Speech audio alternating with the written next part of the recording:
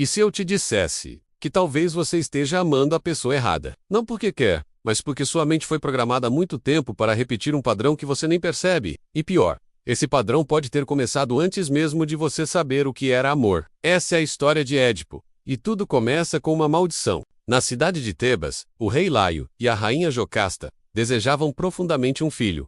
Mas os deuses tinham planos sombrios. O oráculo de Delfos revelou uma profecia aterradora.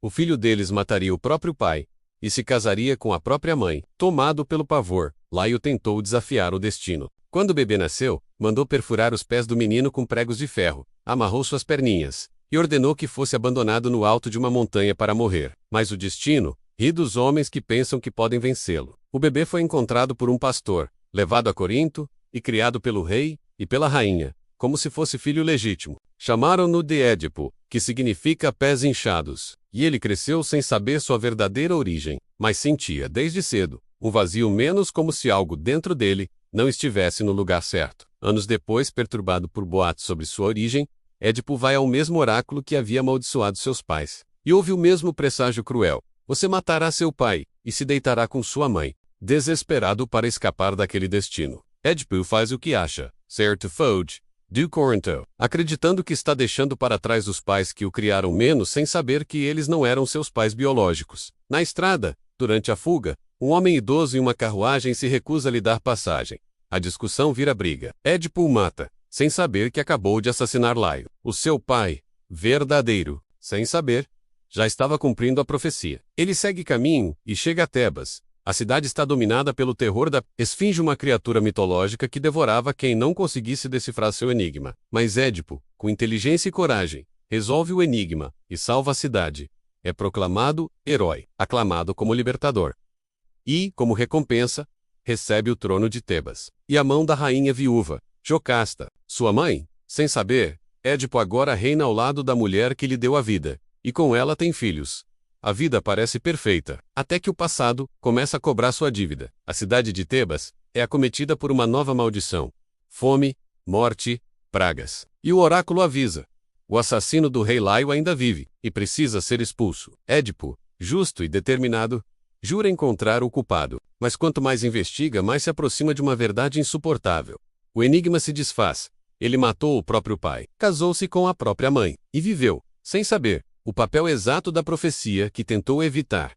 Jocasta, ao descobrir, se enforca. Édipo, tomado pela culpa e pela dor, fura os próprios olhos e deixa o trono, cego, errante, carregando o fardo de um destino que ninguém consegue enganar. Freud chamou isso de complexo de Édipo, mas essa história começa muito antes. Começa com uma maldição, um destino que ninguém conseguiu escapar. Essa tragédia atravessou os séculos, mas ela não vive apenas nos livros. Freud enxergou nela o espelho do inconsciente humano. A partir do mito, ele criou um conceito que chocou o mundo: o complexo de Édipo. Segundo Freud, durante a infância, a criança desenvolve um desejo inconsciente pela mãe e um sentimento de rivalidade com o pai. É como se, no fundo, ela quisesse a atenção e o afeto total da figura materna, menos e visse no pai um obstáculo. Essa tensão, que começa de forma inconsciente, molda a forma como nos relacionamos, como buscamos amor, como sentimos ciúmes e até como lidamos com a autoridade. O complexo de Édipo não é literal.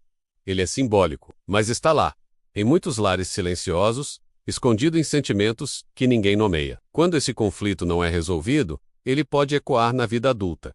Ciúmes possessivos, dificuldade de se entregar emocionalmente, carência extrema, ou repulsa à figura paterna. A resolução do complexo de Édipo está no amadurecimento, no reconhecimento dessas emoções ocultas e na construção da própria identidade. Quando a criança compreende que não precisa ser o centro exclusivo do amor da mãe e que o pai não é um inimigo, mas uma referência, menos ela pode seguir para a fase seguinte do desenvolvimento emocional. É como sair da tragédia para a consciência.